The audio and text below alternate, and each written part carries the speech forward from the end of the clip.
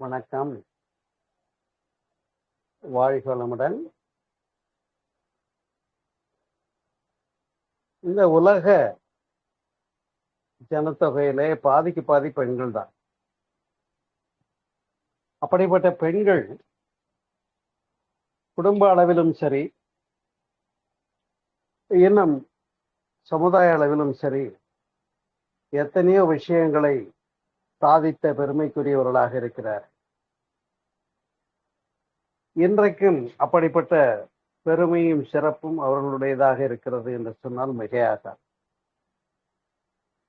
விண்வெளிக்கு சென்று சாதனை நிகழ்த்திய கல்பனா சாவ்லா நாம் அறிவோம். அதே போல இலக்கிய காலங்களிலே, சங்க இலக்கியங்களிலே பெண்களும் பாடியிருக்கிறார்கள், பேசியிருக்கிறார்கள். அப்படிப்பட்ட பெண்களுடைய சிறப்பு, பெண்மையின் மேன்மை, பெண்களுடைய சிறப்பை பற்றி இன்றைக்கு சிந்திக்க இருக்கிறோம். பெண்கள் என்று சொல்லுகிற போது பெண்கள் ஆணுக்கு பெண் சமமாக நடத்தப்பட வேண்டும் என்ற ஒரு கருத்து பேசப்படுகிறது. அது ஒரு காலகட்டம். ஆனால் இன்றைய காலகட்டத்திற்கு ஆணுக்கு பெண் சமம் என்ற அளவிலே எல்லா விதமான சொத்துரிமையிலிருந்து, கல்வி வழங்குதலிலிருந்து, வேலைக்கு போற வரைக்கும் எல்லா துறைகளிலும் பெண்கள் பெருமைப்படுத்தப்பட்டிருக்கிறார்கள். அவர்களுக்கு மதிப்பு வழங்கப்பட்டிருக்கிறது என்று சொன்னால் அதுல ஒன்றும் பிசகில்லை. அப்படிப்பட்ட பெண்களை எவ்வாறு நாம் போற்றி சிறப்போடு நடத்த வேண்டும் என்பதை பற்றி தான் இன்றைக்கு சிந்தனை வருது மேற்கொள்ள இருக்கிறோம். பொதுவாக வீட்டிலேயே சமைச்சு வைக்கிறாங்கன்னு சொன்னா, ஒரு சாப்பிட்ற நாம அது நல்லா இருக்குன்னு வாய் விட்டு பாராட்டி கூட சொல்றது இல்லை. உண்மைதானே?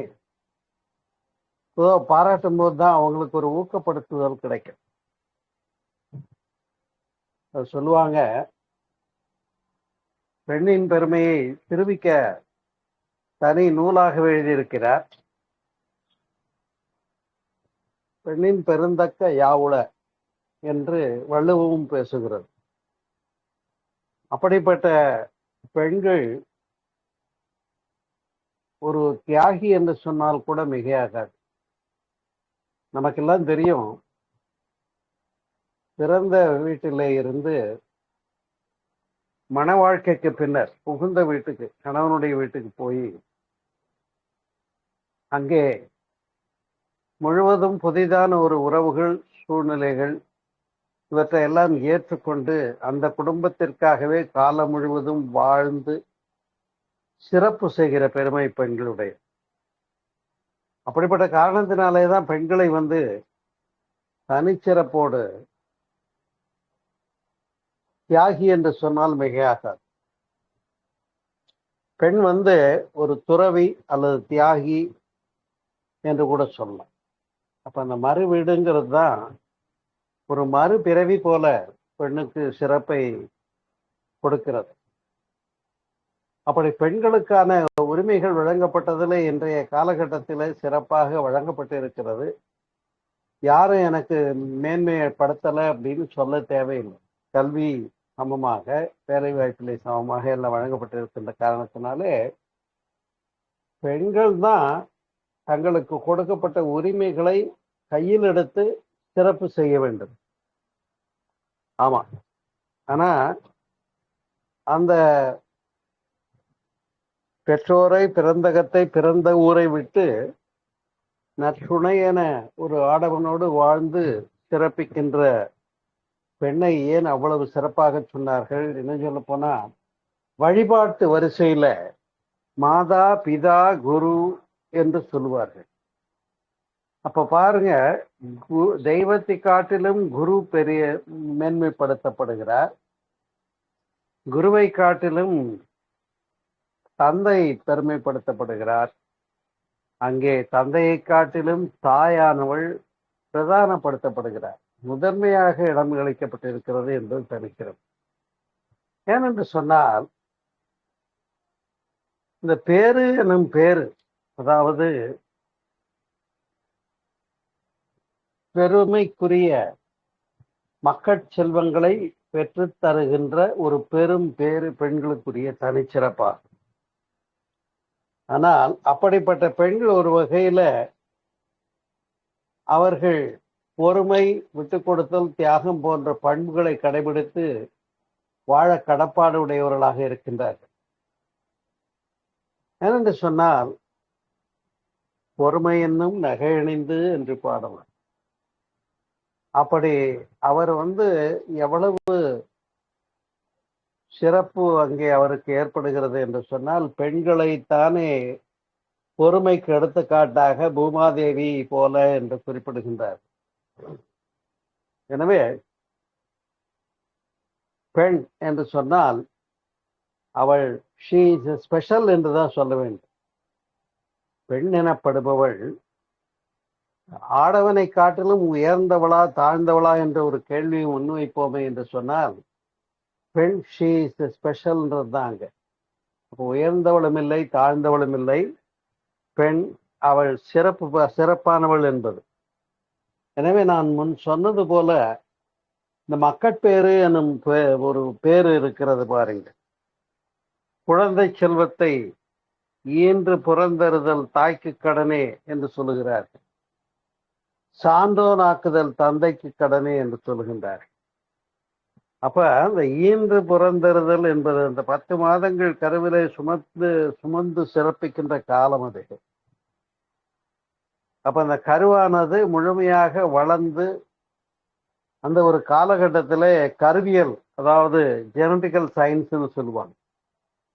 அந்த ஜெனட்டிக்கல் சயின்ஸ் படி ஒரு பெண்ணானவள் எப்படிப்பட்ட சீரிய சிறந்த உன்னதமான குணங்களை தன்னகத்தை கொண்டிருக்கிறார்களோ, சிந்திக்கிறார்களோ, அவர்களுடைய சிந்தனை, அவர்களுடைய குணாதிசயங்கள், அவர்களுடைய பண்புகள், நலன்கள் எல்லாமே அடுத்த தலைமுறைக்கு போய் சேருகின்ற காலகட்டம்தான் அந்த பேரு காலம் என்று சொல்லக்கூடிய.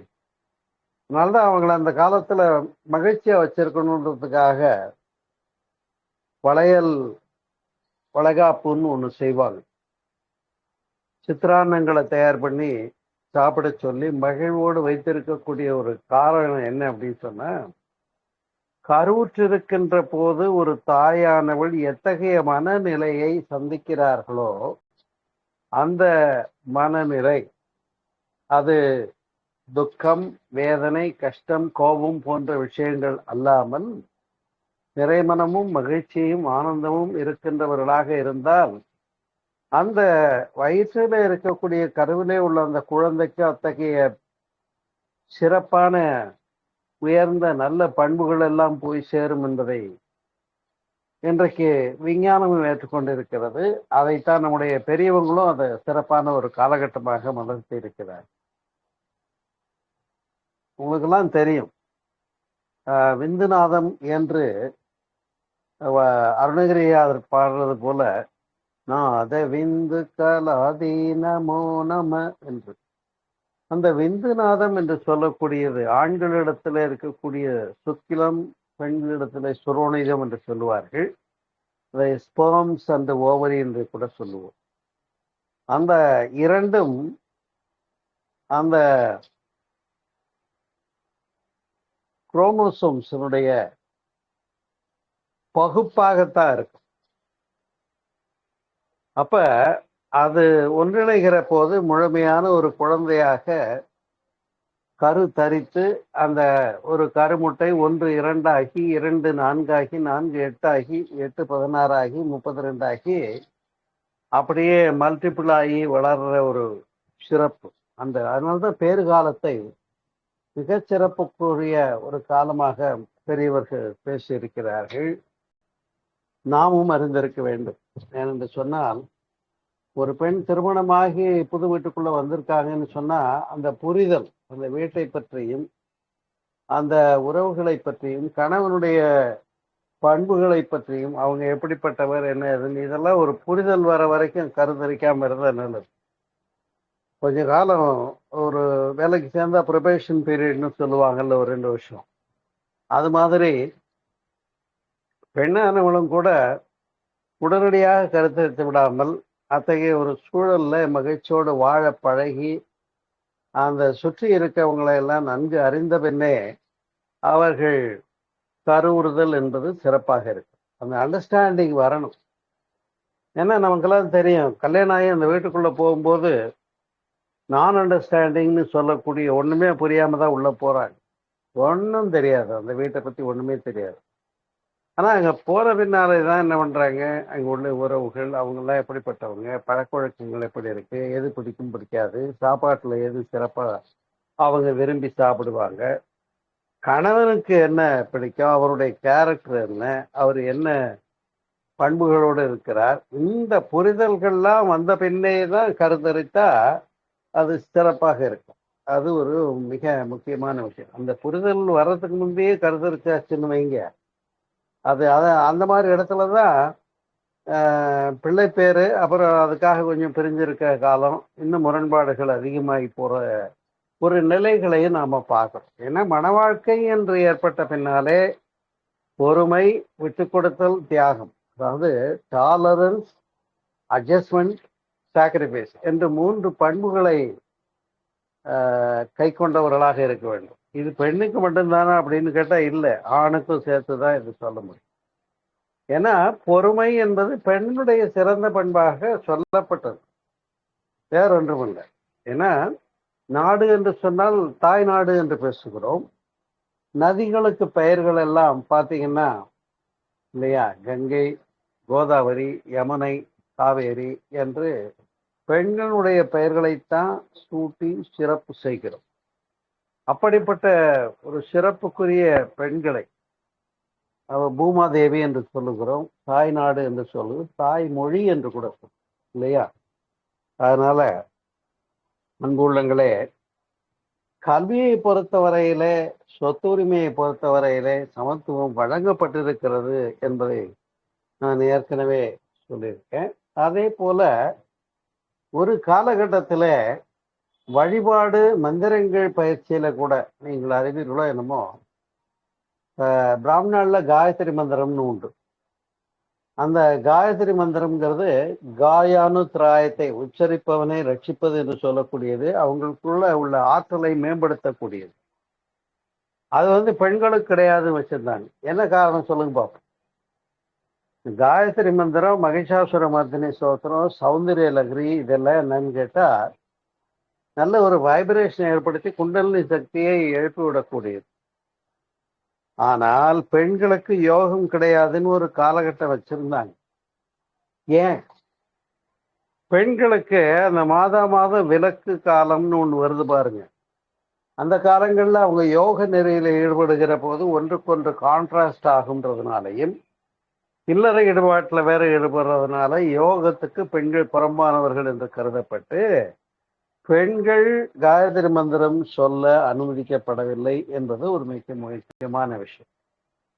அப்ப பெண்களுக்கும் யோகம் வேண்டும் என்ற கருத்தை பாரதி பேசுகிறார், வள்ளலாரும் சொல்லியிருக்காங்க. பெண்களுக்கு யோகம் வேண்டும், பெண்களுக்கு கல்வி வழங்கப்பட வேண்டும் என்றெல்லாம் பேசியிருக்கின்றார். எனவே இந்த ஒரு காலகட்டத்தில் நாம் பெண்களுடைய சிறப்பை உணர்வதற்கு முற்படுகிற போது ஒரு குடும்பங்கள் எப்படி இருக்கிறது அப்படின்னு கேட்டீங்கன்னா, இந்த அண்டர்ஸ்டாண்டிங் பத்தி சொன்னேன். அது நான் அண்டர்ஸ்டாண்டிங், புரிந்து கொள்ளாத தன்மையாக இல்லாமல் முழுமையான புரிதல் வேண்டும். அது ஃபுல் அண்டர்ஸ்டாண்டிங்னு சொல்றோம். முழுமையாக ஒருவரை ஒருவர் புரிந்து கொண்ட பின்னர் ஏற்படக்கூடிய அஃபெக்ஷன் அது சிறப்புடையதாக இருக்கு. ஏனென்று சொன்னால், ஒரு ஆடவனுடைய வாழ்க்கையிலே அவன் திருமணமாவதற்கு வரையில தாய் தந்தையருடைய பொறுப்பில் இருக்கிறார். இவனுடைய பொறுப்பிலே தான் மனைவி வருகிறாள் என்றாலும் கூட, அந்த பெண்ணானவள் காலப்போக்கிலே ஒரு தாய்க்கு நிகராக அந்த குடும்பத்தை எடுத்து இல்லத்தரசியாக, சொல்ல போனா இல்லாள் என்று ஒரு சொல் இருக்கு. எல்லா தமிழ் சொல்கள்லையும் பெண்ணுக்கு இருக்கிறது போல ஆண் என்று சொல்லுகிறோம். ஆனால் இல்லாள் என்ற சொல் இருக்கிறது பாருங்கள், அதற்கு ஈக்குவலண்டா ஆணுக்கு சொல்லப்படவில்லை. ஏன்னா இல்லான் என்று சொன்னால் அது அர்த்தமே வேறே ஆயிடும். அதனால அப்படி இல்லக்கிழத்தி இல்லத்தை கவனிப்பவள் சிறப்புற என்ற பண்புகளை பேசுகிறார்கள். என்று சொன்னால் இந்த மன்னிப்பு மனம் என்பதுதான் குடும்பத்துல மிக ஒருத்தருக்கு ஒருத்தர் விட்டு கொடுத்தல், தியாகம் என்ற பண்புகள் சிறப்புடையதாக இருக்கு. இன்னும் சொல்ல போனா ஒரு குடும்பத்தினுடைய முழுமையான எதிர்காலம் எவ்வாறு அமைய வேண்டும் என்று பிளானிங், அந்த திட்டமிடல், அதை பார்த்தீங்கன்னா ஆண்கள் பொருளீட்டல்ல போயிடுறாங்க, குடும்ப வாழ்க்கையை உள்ளுக்குள்ள கவனிக்க நேரம் இல்லாம இருக்கிற ஒரு காட்சியெல்லாம் நாம சமயத்துல பார்க்கிறோம். அப்ப அப்படிப்பட்ட பெண்கள் தான் ஒரு நல்ல ஒரு தாயாக, நல்ல ஒரு துணையாக, இன்னும் சொல்ல போனா மகளாக இல்லையா, சகோதரியாக, மகளாக, இப்படி பல கோணங்களையும் பெண்கள் சிறப்பு செய்கிறார்கள் என்பதை உணர்ந்து நாம் போற்ற கடமைப்பட்டு இருக்கிறோம் அன்பு உள்ளங்களே. அந்த வகையில பெண்கள் என்று சொல்லக்கூடியவர்கள் ஒரு ஆடவனுக்கு பின்புலமாக அமைகிறார்கள் என்ற கருத்தை சிந்திக்க வேண்டும். ஒரு every successful man behind there is a woman என்று சொல்லுவார். ஒவ்வொரு ஆடவனுக்கு பின்னும் ஒரு சாதனையாளராக ஒரு பெண் இருக்கிறாள் என்று சொல்லப்படுவது. சரித்திரத்தை எடுத்து பார்த்தோம்னா எவ்வளவு சாதனை பெண்டிர்கள் இருந்திருக்கிறார்கள். மதர் தெரசா எடுத்துக்கோ, சேவையினாலே உயர்ந்து அதற்காகவே நோபல் பரிசு வாங்கின பெருமைக்குரியவர். நிர்வாகம்னு எடுத்துக்கோ, ஒரு நாட்டையே கட்டி ஆண்ட ஒரு பெண் தானே இந்திரா காந்தி, நாம் அறிவோம். அதே போல கணித மேதை சகுந்தலா தேவியாக இருக்கட்டும், மற்றும் இசையை பொறுத்தவரையில பெண்கள் பி சுஷீலா, லதா மங்கேஷ்கர் போல, இலக்கிய காலங்களில் ஔவையார் நல்ல ஒரு பெண்பால் புலவர் என்பதை நாம் அறிவோம். விநாயகர் அவர்கள் பாடியிருக்காங்க. வாசியோகத்தை எடுத்து பேசக்கூடிய கருத்துக்களை விநாயகர் அவர்களையும் பார்க்கலாம், ஔவையார் எழுதின அவ்வை குரல்லையும் பார்க்கலாம். அவ்வை குரல்னு ஒரு நூல் எழுதியிருக்காங்க.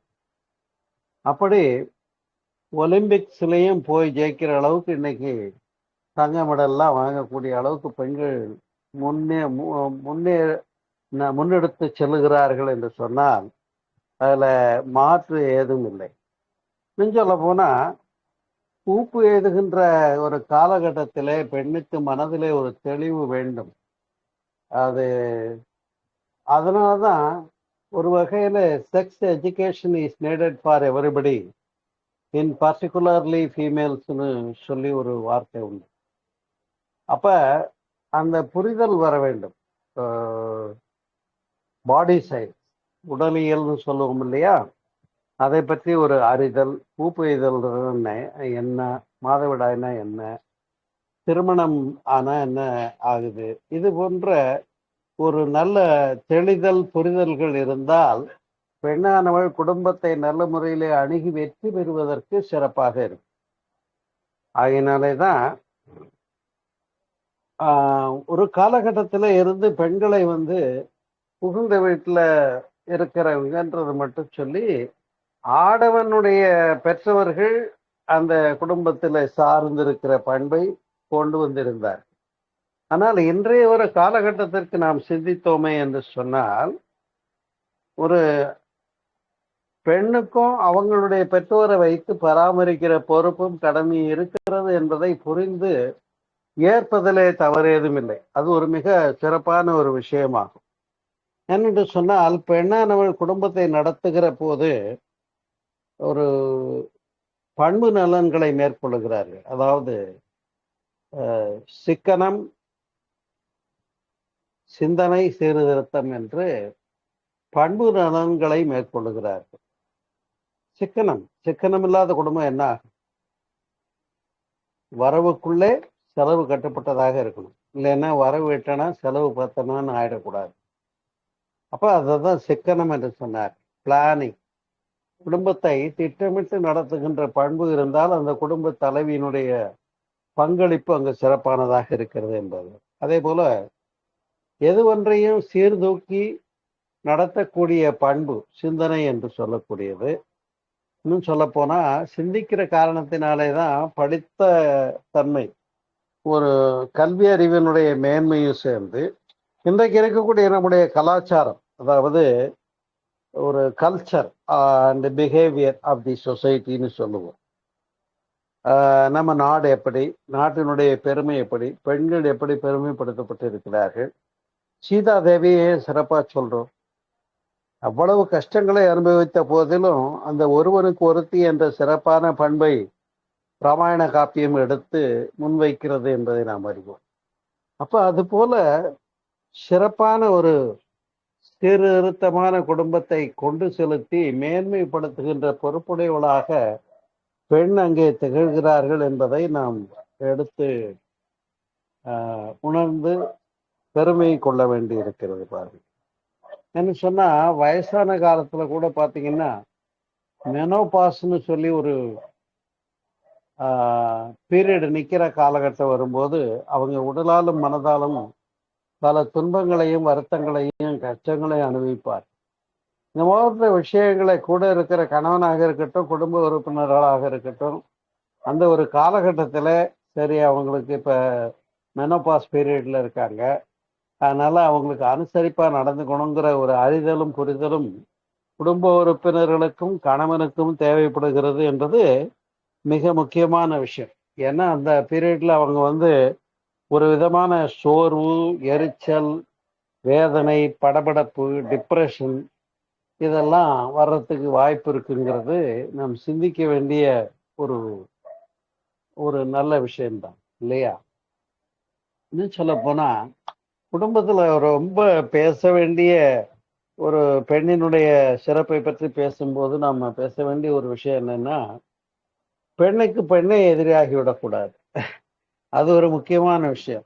என்ன உதாரணம் சொல்றேன்னு சொன்னா, இப்ப மாமியாரும் ஒரு வீட்டு மருமகளே அப்படின்னு சொல்லுவாங்க, இல்லையா? நான் கேள்விப்பட்டிருக்கேன், மாமியாரும் ஒரு வீட்டு மருமகள். ஏன் அப்படி சொல்றாங்க? இந்த அம்மா புதிதாக கல்யாணம் பண்ணி அந்த வீட்டுக்குள்ள வரும்பொழுது எப்படி அவங்க பெரியவங்களுக்கு பயந்து பொறுப்போடவும் பணிவோடவும் பொறுமையோடவும் நடந்து கொள்ள வேண்டியிருந்ததுன்றது அந்த அம்மாவுக்கே தெரியும். அதே போல இவங்க பெற்றவளாகி தாம் பையனுக்கு கல்யாணம் பண்ணி மருமகளா வரக்கூடியவங்கிட்ட அத்தகைய ஒரு அன்பையும் அனுசரித்து போகிறதையும் பொறுமையும் கடைபிடிக்க வேண்டி இருக்கிறது என்பதனால்தான் அப்ப இந்த ஒரு இடைவெளி எப்படி ஏற்படுது, அதாவது மாமியாருக்கும் மருமகளுக்கு இடையில பல குடும்பங்கள்ல பாத்தீங்கன்னா அது இடையில இருக்கக்கூடிய அந்த கணவன் என்று சொல்லக்கூடிய ஆடவன் அவன்தான் அங்க பெரிய துன்பப்படுகிறவனாக இருக்கிறான். ஏன்னு சொன்னா இந்த பக்கம் அம்மாவுக்கும் பேச முடியாது, இந்த பக்கம் மனைவிக்கும் பேச முடியாது, இல்லையா? அப்ப இந்த மாதிரி ஒரு போராட்டம் ஏன் மாமியா மருமக பிரச்சனைன்னு ஒன்று குடும்பங்கள்ல தலை தூக்கி இருக்கிறது அப்படிங்கிறத சிந்தித்தோமே என்று சொன்னா அதற்கெல்லாம் சிறப்பான ஒரு காரணம் ஒன்று உண்டு. என்னன்னு சொன்னா, ஒரு தாயானவள் கருவுற்ற காலத்திலிருந்து அந்த குழந்தையின் மீது அன்பு வைக்கிறாங்க. பிரசவித்த பின்னர் பால் கொடுக்கறதுல இருந்து வளர்த்து உருவாக்குற வரைக்கும் படிக்க வைக்கிறாங்க, கல்வி சாலைக்கு அனுப்புறாங்க. அப்ப அந்த ஆடவனுடைய வளர்ச்சியில எல்லா விதமான பொறுப்பையும் பங்கேற்றவையும் செய்தவங்களா இருக்கிறவங்க அவங்க மனதுல ஒரு பெரிய எக்ஸ்பெக்டேஷன், எதிர்பார்ப்பு வந்து கிடக்குறது. என்னுடைய மகன் நான் பெத்து வளர்த்துவேன் அப்படிங்கிற ஒரு பொசசிவ்னஸ்ன்னு கூட சொல்லலாம். இப்ப இந்த ஒரு பெண்களுடைய தாய்மார்களுடைய மனதில் ஏற்படக்கூடிய பொசசிவ்னஸ் எப்படியோ அதே போலதான் ஒரு பெண் சைக்கலாஜிக்கலி எனக்கு அப்படியே குதிரையில தூக்கிட்டு போய் கல்யாணம் பண்ணிக்கிற கதையெல்லாம் பார்த்திருப்பாங்க. அப்ப அது மாதிரி எனக்காக ஒரு ராஜகுமாரன் வருவார், அவர் என்னை அவ்வளவு சிறப்பாக பார்த்து கொள்ளுவார் அப்படின்னு சொல்லி ஒரு எக்ஸ்பெக்டேஷனோட இருக்கக்கூடிய பெண்கள் அவங்களும் என்ன பண்றாங்க, புகுந்த வீட்டுக்கு வரும்போது கணவன் இடத்துல நிறைய எதிர்பார்க்கிறாங்க. அப்ப அந்த எதிர்பார்ப்பு தவறா அப்படின்னு கேட்ட தவறே கிடையாது. அப்ப அந்த அளவுக்கு இந்த புதிதாக வந்த மனைவியாகப்பட்ட அந்த பெண்ணும் ஆடவனிடத்திலே பொறுப்பையும் அன்பையும் உபசரிப்பையும் கவனிப்பையும் எதிர்பார்க்கிறார்கள். அதே போல அங்கே மாமியாராக இருக்கக்கூடிய அந்த ஆடவனுடைய தாய்மார்களும் எதிர்பார்க்கிறார்கள் இல்லையா? அப்ப ரெண்டு பேருமே அந்த ஆண்மகன் மீது கொள்ளுகின்ற பொசசிவ்னஸ்ன்னு சொல்லக்கூடிய உரிமையை கையில் எடுத்தல், அந்த போராட்டம் தான் மாமியா மருமக பிரச்சனை ஆயிடும். இதுல உண்மையிலேயே ஆண்கள் ஃபேஸ் பண்றாங்கன்னா அது யார் ஃபேஸ் பண்ண தெரிஞ்சு புரிஞ்சு ஹேண்டில் பண்றாங்களோ அவங்க வெற்றியாளர். இல்லைன்னா எனக்கு தெரிய ஒரு ஐயாவுக்கு கல்யாணம் ஆகி அந்த அம்மாவுக்கும் மனைவிக்கும் ஏற்பட்ட பிணக்க தீர்க்க முடியாம இவர் என்ன பண்ணிட்டாரு, முழுக்க முழுக்க அமைதியா இருந்துட்டார். அம்மாவோடவே மனைவி தனியா ஒரு வீட்டுல இருக்கேன். எனக்கு நல்லா தெரியும், நான் அப்பெல்லாம் கல்லூரி பருவம் என்று எண்ணுகிறேன். அப்புறம் முதுமையாகி அந்த அம்மா இறந்த பின்னால அந்த வீட்டுல இருந்த மனைவியை தான் கூட வச்சு அவர் வாழ்க்கையை நடத்தினார். அப்ப என்னன்னு கேட்டா அந்த அளவுக்கு அந்த இருவருக்கும் இடையில ஏற்படக்கூடிய இடைவெளியை டேலி பண்றதுங்கிறது ஒரு வகையில ஆடவனுடைய சாமர்த்தியம் என்று சொன்னால் மிகையாகாது இல்லையா? ஆகையினால மிகச்சிறப்பான ஒரு பண்புகளையும் நலன்களையும் பெற்றிருக்கக்கூடிய பெண்கள், சிக்கனம், சீர்திருத்தம், சிந்தனை என்று சொன்னேன், கல்வி அறிவினாலே மேம்பட்டவர்களாக இருத்தல், இன்னும் சொல்ல போனா கோபம் இல்லையா, பொறாமை, தாழ்வு மனம், இதெல்லாம் எந்த வீட்டுல எந்த பெண் கையில் எடுத்திருக்காங்களோ அந்த குடும்பம் நிர்மூலமாகி போகும். அதுல ஒன்றும் ஐயப்பாடே கிடையாது. அப்ப இந்த சுப்பீரியாரிட்டி அண்ட் இன்ஃபீரியாரிட்டி காம்ப்ளெக்ஸ் அவங்க என்ன பண்ணிக்கணும், எல்லாம் ஒண்ணுதான் அப்படின்னு சமமாக எண்ணுகிற மனப்பாங்கு கொள்ள வேண்டியிருக்கு. அதே போல சினம் வயப்பட்டு நாக்கு மேல பல்ல போட்டு படக்குன்னு பேசிட்டா அது எவ்வளவு தூரம் குடும்பத்துல இடையூறுகளை வரவழைக்கும் என்பது புரிந்து இந்த பெண்ணானவள் சினப்பயப்படுகிற போது பொறுமையை கடைபிடித்து வெற்றி பெற கடப்பாடுடையவளாக இருக்கிறாள் என்று சொன்னால் அது மிகையாகாது. அதனாலே அன்பு உள்ளங்களே, ஒரு பய உணர்வு ஏற்படுது புதுசா போன வீட்டுல அப்படின்னா இந்த பயம்ங்கிறதே கூட தன்னை காத்து கொள்வதற்கான ஒரு எச்சரிக்கை உணர்வு. அது சுரப்பிகள் சுரக்கிறதுனால தான் அந்த பய உணர்வு வருதுங்கிறத சயின்ஸ் சொல்றது.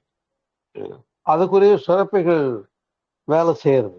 அப்ப அந்த பய உணர்வு நீங்கி அன்பினாலே பிற குடும்ப உறுப்பினர்களாலே அனுசரிக்கப்பட வேண்டியவராக இருக்கிறாள் இல்லையா? அதே போல இப்ப ஒரு குழந்தை கருத்தரிக்கிற போது பெண்ணும் கொண்டிருக்கக்கூடிய ஒரு மனவியல் காரணிகள் அந்த குழந்தையினுடைய வயிற்றிலே இருக்கக்கூடிய குழந்தைக்கும் சென்று உரிய விளைவுகளை அமைகிறது.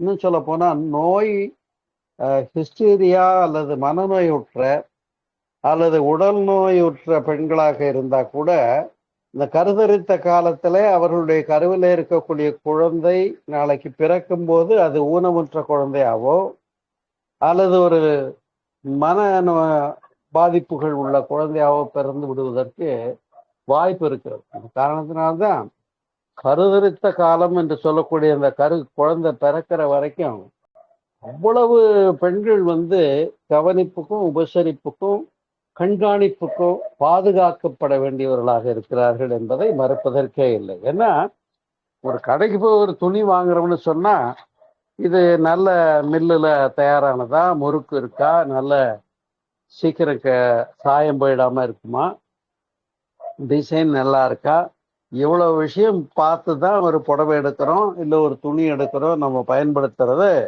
ஒரு 6 வருஷமோ 7 வருஷமோ பயன்படுத்துகிற ஒரு உடுத்துகின்ற துணி, அதுக்கே அவ்வளவு சீர்தூக்கல் தேவைப்படுதுன்னா 60 70 80 வயசு வாழக்கூடிய அடுத்த ஒரு ஜெனரேஷனை உருவாக்குறாங்க பெண்கள்னா அந்த காலகட்டத்தில் அவங்களுடைய அறிவும் தெளிவும் சிந்தனையும் ஞானமும் எவ்வளவு மிக முக்கியமாக இருக்கிறது என்பதுல மறுப்பதற்கு எதுவுமே, ஐயம் கொள்வதற்கு எதுவுமே இல்லை.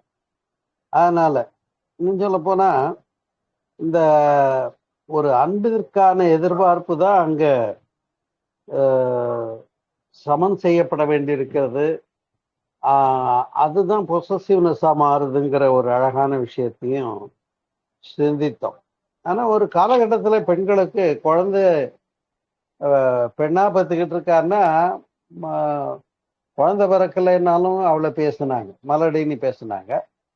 பெண்ணாவே பிறந்துகிட்டு இருக்குன்னாலும் ஆண் குழந்தையே பெற்றுக்கிறதுக்கு யோகியதை இல்லைன்னு பேசுனாங்க. ஆனா உண்மையில விஞ்ஞானத்தின்படி பார்த்தீங்கன்னு சொன்னா அது ஆடவனுடைய பங்களிப்பு அங்க இருக்கு. அதுலயும் குறிப்பா XY குரோமோசோம் இருந்தாதான் ஆண் குழந்தை தரிக்கும்ன்ற காரணி ஆண்களுக்கே உரியது. அப்ப இது விஞ்ஞானம் நிரூபிக்கப்பட்ட ஒரு உண்மை. அப்ப அந்த பெண்ணை போய் நீ வரிசையா 3-4 பெண்ணா பெத்துக்கிட்டு இருக்கிய அப்படின்னு அவளை சொல்றதுக்கு காரணம் இல்லை.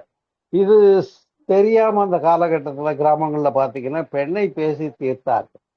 ஆனா இன்றைக்கு விஞ்ஞானம் இப்படி ஆடவனுடைய காரணி தான் அங்கே அமைந்து விடுகிறது என்பதை நாம் மறுப்பதற்கில்லை. விஞ்ஞானம் ஏற்றுக்கொண்ட ஒரு பேருண்மை என்பதை அறிந்து கொள்ளுங்கள். என்று சொன்னா, அன்பு உள்ளங்களே, ஒரு குடும்பத்திலே அவர்கள் முழுமையாக பொறுப்படுத்து சமையல்ல இருந்து பிள்ளை வளர்த்தல்ல இருந்து அகம்புறம் எல்லாத்தையும் பார்க்கறாங்க. வேலைக்கு போற பெண்களா இருந்தா இன்னும் கஷ்டம்தான். அப்ப எப்படி ஆடவன் வெளியில போயிட்டு நான் வேலைக்கு போயிட்டு வந்தேன்னு வீட்டுல அதிகாரம் பண்றத பெண்ணும் வேலைக்கு போறவளா இருந்தா அப்ப இருவரும் குடும்ப பணிகளை சரிநிகர் சமானமாக உள்ளுக்குள்ள கிச்சன் முதற்கொண்டு எல்லா பணிகளையும் கையில் எடுத்து செய்வது என்பது அது சிறப்புத்தான். அது ஒன்றும் தப்பு கிடையாது. ஏன்னா அவளும் சம்பாதிக்க போறா, அவளும் அழுத்து போய் தான் வீட்டுக்கு வர்றா. புரியுதுங்களா? அதனால இந்த பெண்கள்ல பாத்தீங்கன்னா உடல் எடை கூடுதல், அதுக்கெல்லாம் உடற்பயிற்சியும் வாக்கியும் சிறந்த ஒரு காரணி என்பதுல மாற்று இல்லை. அதே போல மனவியல் காரணிகளை பொறுத்தவரையில கிராமங்கள் எல்லாம் பெண்கள் தன்னுடைய மனதிலே உள்ள சுமைகளையும் பாரங்களையும் பகிர்ந்து கொள்ள ஒரு வகை செய்யப்படாத ஒரு காலகட்டத்துல கோயில்ல போயிட்டு சாமி ஆடினாக்கா எல்லாரும் தன்னை அப்சர்வ் பண்றாங்கன்றதுக்காகவே கோயில்ல சாமி ஆடுறது பெண்களுடைய ஒரு கேரக்டராக வெளிப்படுத்தப்படுவதை நாம் பாருங்க.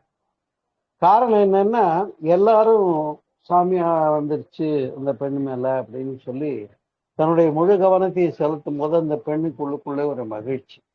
அப்ப அதை திரும்ப திரும்ப அவங்க அந்த தன்மைக்குள்ளே உள்ளாக்கி கொள்ளுகிறார்கள் என்பதுதான், வேற ஒண்ணு. அதனால குடும்பம் என்று எடுத்துக்கொண்டா இந்த ஐயப்பாடு, சந்தேகம் என்று சொல்லக்கூடிய இது மட்டும் கணவன் மனைவி கடையில வந்துருச்சுன்னு வச்சுக்கோங்க, சந்தேகம்னு ஒண்ணு வந்துடக்கூடாது. நல்ல நம்பிக்கை இருக்கணும், ஒருத்தர் அண்டர்ஸ்டாண்டிங் இருக்கணும், முழு புரிதல் இருக்க வேண்டும். இந்த புரிதல் குறைகிற போது முரண்பாடாக இன்னொன்னு இடையில வரும், அதுதான் சந்தேகம்னு சொல்லப்படும். அப்ப ஆணும் அது போல சந்தேகத்தை கையில் எடுக்கக்கூடாது, பெண்ணும் அது போல சந்தேகத்தை கையில் எடுக்கக்கூடாது என்பது மிக மிக முக்கியமான விஷயம் என்பதை யாரும் நாம் மறுப்பதற்கு இல்லை, இல்லையா? அதனால அன்பு உள்ளங்களே, நான் உங்களுடைய வாழ்க்கையில நீங்கள் சந்திக்கின்ற பெண்களை ஆடவர்கள் போற்றி பாதுகாப்பளிக்க கடமைப்பட்டவர்களாக இருக்கிறார்கள். உறவுகளினாலே ஏற்படக்கூடிய முரண்பாடுகள் குடும்ப சிக்கல்களாக மாறுவதை காண்கிறோம். பொருளாதாரத்தால ஏற்படக்கூடிய சிக்கல்கள் அதுவும் குடும்பத்துக்குள்ளே பிணக்குகளை ஏற்படுத்துகிறது என்பதை அறிகிறோம். எனவே அப்படி பெண்களுக்கான மனவியல் பாதிப்புக்கான காரணிகள்னு எடுத்துக்கிட்டோம்னு வச்சுக்கோங்க. முதல்ல குழந்தை வளர்ப்பு, இந்த பக்கம் வீட்டு வேலையை பார்க்கறதா குழந்தைய பார்க்கறதான்னு போட்டா போட்டி. ரெண்டாவது பொருளாதார தேவை, சிக்கனம் கடைபிடிக்க வேண்டியிருக்கு, முடியல, அது அடுத்த விஷயம். மூன்றாவதாக சொத்துரிமைகளிலே உள்ள முரண்பாடுகள். நான்காவதாக பணிச்சுமை, இல்லையா? வேலைக்கும் போயிட்டு குடும்பத்தையும் பார்த்துக்கிட்டு சிரமப்படக்கூடிய ஒரு நிலைமை. அதே போல பல திருமணங்கள் ஏன் டைவர்ஸ்ல போய் முடியுதுன்னா இந்த அண்டர்ஸ்டாண்டிங் இல்லாததுதான், புரிதல் உணர்வு இல்லாத காரணத்தினாலே தான் அது முரண்பட்ட கருத்துக்களை முன்வைக்கிறார்கள். யார் விட்டு கொடுக்குறாங்களோ அவங்க பெரியவங்க. கணவன் மனைவி 2 பேரும் எடுத்துக்கிட்டோம்னு சொன்னா, யார் விட்டு கொடுக்குறாங்களோ அவங்க தான் பெரியவங்க. அப்ப விட்டு கொடுத்தல் என்று சொல்லக்கூடிய பண்பு, அது கணவன் கையில எடுக்கிறானா மனைவியா என்பதை யார் போட்டி போட்டா, யார் அதிகம் விட்டு கொடுக்குறாங்களோ அவங்க தான் வாழ்க்கையில வெற்றி பெறும். இன்னும் சொல்ல போனா ஒரு ப்ராவர்ப் உண்டு, மனைவியிடம் தோற்கிறவன் வாழ்க்கையில் வெற்றி பெறுகிறார் அப்படின்னு ஒரு ப்ராவர்ப் உண்டு. புரியுதுங்களா? ஆகையினால அந்த பொறுமை என்று சொல்லக்கூடியது சிறப்புடையது. குழந்தைகள் வளர்க்கின்ற போது பெண்கள் கையாளக்கூடிய அணுகுமுறைகள், அது எவ்வளவு தூரம் அவங்க ஒரு ரெண்டடா, தனக்கு இல்லைன்னாலும் ஒரு தாய் குழந்தைக்காக அங்க அலாட் பண்ணி வச்சிருப்பாங்க உணவு மற்ற விஷயங்கள்லாம், குழந்தைக்கு பிடிக்கும் அப்படின்னு. புரியுதுங்களா? அப்ப குழந்தையினுடைய உளவியல் புரிந்து அணுகுமுறை கொள்ள வேண்டும். குழந்தைங்களுக்கு உடம்பு முடியாம போச்சுன்னா அந்த நாள்ல வீட்டிலேயே ஒரு பாட்டி வைத்தியம்னு ஒரு பெரியவங்க இருப்பாங்க. சிம்பிளா கொஞ்சம் வெத்தலை எடுத்துக்கோ, இல்லை மிளகு எடுத்துக்கோ, இல்லை சுக்கு வச்சு இப்படி மருந்து பண்ணி போடு என்று சொல்லி பாட்டி வைத்தியம்னே ஒன்று இருந்தது அந்த நாள்ல. உங்களுக்கெல்லாம் தெரியும், கேள்விப்பட்டிருக்கீங்க. ஆனால் இன்றைக்கு இது போன்ற நல்ல ஒரு விஷயங்கள்லாம் காணாம போயிட்டு இருக்கு. காலப்போக்கில் அடுத்த ஜெனரேஷனுக்கு ஒழுங்கா போய் சேர்றது இல்லை. ஆனா உடனே குழந்தைக்கு சளி பிடிச்சிருக்கா, டாக்டர்கிட்ட கொண்டு போய் காட்டுங்கிற இடத்துக்கு போயிடுறாங்க. அப்படி சளி பிடித்தல்ன்றதை பத்தி என்ன சொல்றாங்கன்னா, அத பிரைமரி காம்ப்ளெக்ஸ்ன்னு பேர். குழந்தைங்களுக்கு சளி பிடிக்குதுன்னா, சளி பிடிக்கிறது நல்லதுதான், அதை ஒன்று புரிஞ்சுக்கணும். குழந்தைங்களுக்கு, கை குழந்தைங்க இல்லையா, சளி பிடிச்சாதான் அப்ப வெளியிலிருந்து வரக்கூடிய அந்த வேண்டாத கண்டாமினேஷனை எதிர்க்கக்கூடிய இம்யூனிட்டி, நோய் எதிர்ப்பு சக்தி அதிகமாகிறதுக்கு இது ஒரு சோர்ஸ், இந்த சளி பிடித்தல்ன்றது. அது தெரியாம உடனே போய் மருந்தை கொடு, மாத்திரை கொடு, இன்ஜெக்ஷன் போடுன்னு ஆரம்பிச்சாங்கன்னு வைங்க, அந்த குழந்தைகளுக்கு வளரும் போதே இம்யூனிட்டி இல்லாததா போயிடும். உங்களுக்கு தெரியும், இந்த கொரோனா பீரியட்ல எல்லாம் எது ஒரு பெரிய பாதிப்பாக இருந்து மனிதர்களுக்கு, நல்லா மூச்சு விட மாட்டான், உடற்பயிற்சி பண்ண மாட்டான், வாக்கிங் போக மாட்டான். அப்ப அவனுக்கு நுரையீரல்ல பாதிப்பு கொரோனாவினால அதிக பேர் துன்பப்பட்டாங்க, இறந்தும் போனாங்கன்றதா இருக்கிறது. அப்ப அந்த எண்ணிக்கை அதிகமானதனுடைய காரணம் என்னன்னா, உடம்புல நோய் எதிர்ப்பு சக்தி இல்லாம தானே. அதனால்தான் நிலவேம்பு கஷாயம் வச்சு குடிங்கன்னு கவர்மெண்ட் சொல்லிட்டு இருக்கு. அதனால அன்பு உள்ளங்களே, இந்த ஒரு சீரிய ஒரு சிந்தனைகள்லாம் ஒரு குடும்பத்தை பொறுத்த வரையில எவ்வளவுதான் கடைபிடிக்கணுங்கிறதுக்கு ஒரு அளவு முறையே கிடையாது. சரியா? அக்செப்டன்ஸ்ன்னு சொல்லுவாங்க, ஏற்றுக்கொள்ளுதல். அதே மாதிரி ஆல்டர்னேஷன் சொல்லுவாங்க, அதாவது மாற்று வழிகளிலே நிவாரணம் காணுதல் என்று சொல்லக்கூடிய. மற்றும் சில பொருந்தாத தீய விஷயங்களை அவாய்ட் பண்ணி போறது. இந்த அக்செப்டன்ஸ், ஆல்ட்ரேஷன், அவாய்ட் பண்ணி போறது, இதெல்லாம் இருந்துச்சுன்னா குடும்பம் சிறப்பாக இருக்கு இல்லையா? பல பிரச்சனைகளுக்கு இது தீர்வாக அமையும் என்பதுல எந்த விதமான ஐயப்பாடும் கிடையாது. ஆகையினாலே குழந்தைகள் வளர்ப்பு, குழந்தைகள் உளவியல், இதை குறித்து எல்லாம் நான் என்னுடைய ஒரு நூல் ஒன்று, பெண்மை மனிதத்தின் முழுமை என்று ஒரு நூல் ஒன்று எழுதி வெளியீடு செய்திருக்கிறேன். நீங்க எல்லாரும் வாங்கி இருப்பீங்க, படிச்சிருப்பீங்க, பார்த்திருப்பீங்கன்னு நினைக்கிறேன். இந்த பெண்மை மனிதத்தின் முழுமை என்ற இந்த நூலிலே ஒரு பெண்ணானவள் எப்படி வயதுக்கு வருகின்ற ஒரு காலகட்டம், அதுக்கப்புறம் கன்னி பருவத்திலே அவர் குடும்பம் மன வாழ்க்கை மேற்கொள்வது, அப்புறம் சூளுற்ற போது பெண்ணினுடைய சிறப்பு, அவங்க எப்படி இருக்கணும், குடும்ப வாழ்க்கை எப்படி இருக்கும், அப்புறம் முதுமையில மகளிர் எப்படி இருப்பாங்க, இதை எல்லாமே விளக்கி இந்த புத்தகம் நான் வெளியீடு செய்திருக்கிறேன். அதனால இதுல நிறைய அது குறித்த விஷயங்களை எல்லாம் அளித்திருக்கிறேன். வேணுங்கிறவங்க என்னை தொடர்பு கொள்ளலாம், இந்த புத்தகத்தை வாங்கி பயன்பெறலாம். அதுபோல இந்த கடந்த 22ஆம் தேதி அன்னைக்கு பிறப்புக்கு முன்னும் இறப்புக்கு பின்னும் என்ற இந்த நூல் ஒன்றும் நான் எழுதி வெளியீடு செய்திருக்கிறேன். இதுல இறப்பு பற்றிய பேருண்மைகளை, ஒரு இறப்புன்னா என்னன்னு ஒரு பயமா தான் எல்லாரும் ஃபீல் பண்றாங்க. ஆனா அதை பத்தி உண்மையை தெளிவாயிடுச்சுன்னா பயம் போயிடும். அதை பற்றி பேசியிருக்கிறேன். இறப்பு என்றால் என்ன, என்ன நடக்குது, செத்த பின்னால என்ன ஆகுது, இதை பற்றி தெளிவாக விளக்கியிருக்கேன். இன்னும் சொல்ல போனா ஆழ்வார்களும் நாயன்மார்களும் பாடல்களை பார்த்து மறுபிறவி வேண்டேன்னுலாம் கதறி பாடியிருக்காங்க. இனி பிறவி வேண்டேன் அப்படின்லாம். நான் அப்ப மறுபிறவியை பற்றியும் பேசியிருக்கிறேன். மறுபிறவிங்கிறது கிடையாது, இல்லாம பண்ண முடியும்னு பேசியிருக்கேன். அதனால இந்த நூல்களை வேணுங்கிறவங்க நீங்க எனக்கு தொடர்பு கொள்ளுங்க, இந்த நூலை பெற்று பயன்பெறலாம் என்று தெரிவித்துக் கொள்கிறேன். இந்த இனிய மாலை போதலே உங்களோடு பெண்ணின் பெருமைகள் என்ற தலைப்பிலே உரை நிகழ்ச்சி கொள்வதற்காக வாய்ப்பளித்த ஆன்ம நலம் இந்த குழுவினுடைய பொறுப்பாளர் கஸ்தூரி அம்மா அவர்களுக்கும், இதை இதுவரையில பொறுமையோடு இந்த நல்ல விஷயங்களை எல்லாம் வேண்டி விரும்பி கேட்டு சிறப்பு செய்த அனைத்து தூய நல்ல உள்ளங்களுக்கும் என்னுடைய மனமார்ந்த வாழ்த்துக்களையும் வணக்கங்களையும் போற்றுதல்களையும் கூறி உரையை நிறைவு செய்கிறேன். நன்றி, வணக்கம். வாழ்க வளமுடன், வாழ்க வளமுடன், வாழ்க வளமுடன். டவுட் இருந்தா கேட்கலாம்.